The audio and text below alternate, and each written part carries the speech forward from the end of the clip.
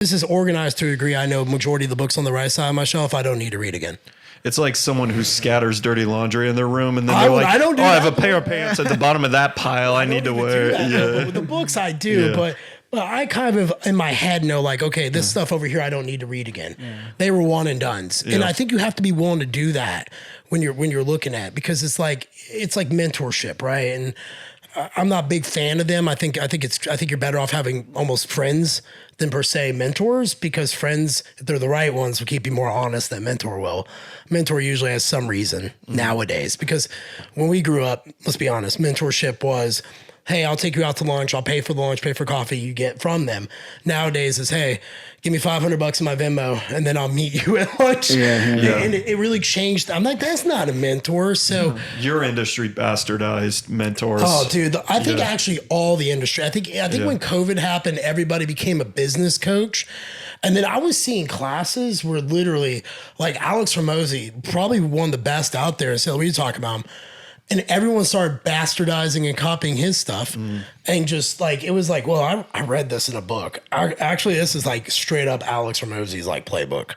Like, you know, and I'm like, man, get some damn originality behind your stuff. But everyone became an expert and all that stuff. And that's why I started getting away from that and started digging more into who were the people who actually took the time to sit down in the discipline to write something such as this. Because after writing one, it took a whole year of my life. It took 15 hours a week.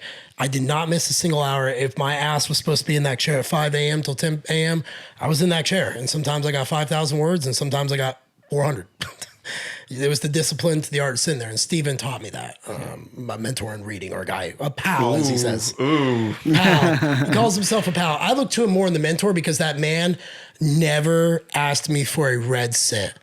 Never did. And when I went out to California to film with him finally and thank him personally for helping me with everything, he argued with me. I had to sneak into the restaurant and cover the dinner for all of us because he was fighting with me over it. And I was I refuse to let that happen. You know what I mean? So sounds like a super solid guy. That's to me what I mean a real mentor is. He had no reason to show up. He's the New York Times bestseller. I'd interviewed him twice. And then he's like, Jeff, you really should write about your story. It's very unique. And I was like, cool. He's like, you actually are the only person I would really want to help. And I said, well, why? He's like, because you're very disciplined. Like, he knew that if I said I was going to do it, I'd do it. And he said, finally, he's like, look, I'll meet you next month. You better have something for me. Okay. And I did. And it was the greatest thing. He never asked nothing of me. The only thing he ever did was he said, please don't ever give my email address out or my phone number. And that was a fair thing to me. And I understood that. But to get back to it, I think that in this day and age, we're always looking for the big flashy, hey, sign up with me, spend $5,000 for 90 days in my master class. And I'm like, odds are you could pay $9.95 and found it in a book and maybe spent $50 for $5 and gotten the same damn shit and figured it out in a better way for you. I mean, before we jump off of Stephen Pressfield, I do want to just give him a little nod because he might be, I know Jeff is a big fan, I'm a fan, one of the widest range of authors that I've seen as far as what he'll write. He writes history, he writes self-help, he writes fiction, he writes historical fiction. It's all across the board. Most people know him from The Legend of Bagger Vance. He wrote the book that eventually got made into the movie with Will Smith and Matt Damon. But beyond that, he just has a lot of phenomenal books, and each one is such a unique style of its own that it's well worth a read. So I'll give you a peek into him, then we can start. If you got anything at this point before we start digging in, by all means chime in. But so I got to go out to California. I interviewed with him. It's on this channel if you guys want to check it out. We do the video. We go to lunch. We go to dinner. And he's like, all right, going home, going to bed.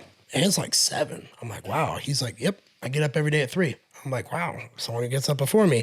So he is at the gym in Gold's Gym, Venice at 4:20. The gym does not open to 4:30. He is there waiting with his partner. This man is 80 years old, 6 days a week, works out with weights for 1 hour, cardio for 30 minutes, stretch 30 minutes, showers, goes across the street, grabs a coffee, has a breakfast, and goes home and works. I said, well, how long do you work for? He goes, until I make too many mistakes, then I stop for the day. Every day. Every day. And he got even more intense for me as he's gotten older, he told me, because he knows the sands of time are dwindling even more down.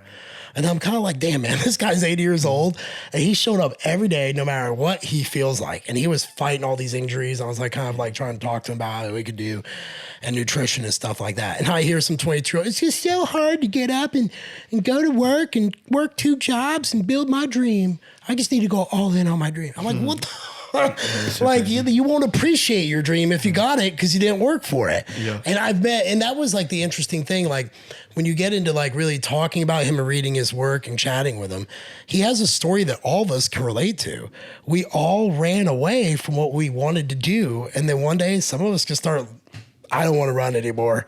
It's not pleasurable to run. I'm just going to face it. It can't be as hard facing it as it is running away. You start making that. And that's something I try to tell my kids and men that we know and clients, everyone.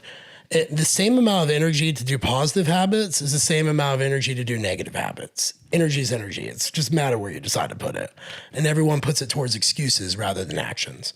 And you can get in your own head. And I think books are a good way to get out of them. Yeah. One last thought, because we're rambling a bit and not getting into the topic. No. I love Steve. What can I say, guys? Follow me, fast forward past me. No. This isn't any thing to do with Steven, but the reason I asked you about reading in public is one thing I've noticed is if I take a book out and I read in public, almost always I get stopped. Someone says, hey, you're reading this, and they'll comment, they'll say, hey, I read that as well. Here's what I thought, or have you read this? It was very similar. Now, if you're a female, I think guys are probably just going to say some crap to try and pick you up. So test if they actually read it. Why did the crawdaddy say? Pull out the pop quiz on them. But when it's just you out reading, it's a great way to meet other people with similar interests, to build a community. So you and I got to know each other. I was training at the gym while working full time in a corporate job. I was coming in at 5:15 in the morning to train with Jeff. And I don't think we really started talking about anything until we started talking about books. And that was kind of the foundation of how we started to get to know each other. Yeah. It's a great way to find similar-minded people, to build a community. You'll start to learn real fast. Just whatever you're reading, post it on Instagram, post it wherever. People will comment who are reading the same thing. I know I absolutely do on people I barely know, but I follow. And just start interacting and spark up a conversation. Yeah, that's a great point, man. When I post about the books I read or book reviews, people are like, oh my God, thank you for posting that. I think more people low key are into reading. I just think it's a matter of like. Reading's cool, guys. Yeah, that's what I was about to say. Do you think it's like when you pull out a book in a public place and somebody comes up, do you think it's because they're like craving that kind of conversation about something like that? Oh yeah. I agree. I would be shocked if that wasn't the case, because I'm desperate, and some of the stuff I read, I know this is way out there, and I'll put the book in someone else's hands and say, read this, I want to discuss with you. And they never make it through it. It's not their interest. And I'm forcing it on them. Hey, I would love some book pass alongs. We're going to end up running into the end of the first segment. You said you didn't know if we go 30 minutes. We're already at like 25. Yeah. But the only thing I wanted to throw in on that is I was telling you earlier that I had a friend over recently and I would like to have read more than I have lately. But my friend, we have like a strange history. We weren't really that close, but he's randomly started coming over lately, and we struck up a conversation that lasted for 4 hours. He came over to watch basketball. We didn't even look at the TV for about 4 hours, just talking about different books and why I like this one, why I like that one. And it was... How many times did you look at your phone during that conversation? Never. Yeah. Did it? You weren't even, and we had bets on the game. We're not even paying attention to the game whatsoever. But it was really. Of course, you guys were betting. Young generation. That's a whole. It's almost bad as my super payment, Logan. That's a conversation for a whole different day. But we both came away from that conversation like that was really like intensely awesome. Like to just sit there and discuss those things. You don't have those conversations, And I do podcasts all the time, and even still, there's a different level that you can take it to with somebody who's read something that you've read, because it's a whole book that you've digested together. And then the other thing I was going to throw out there too is that they say like mentors are shortcuts, right? And I'm just curious what you guys think about this other thing. I can't exactly remember how it was put, but essentially they were saying that like whenever when you talk about masterminds and it's like multiple people combined together, you kind of create a greater force than yourself, right?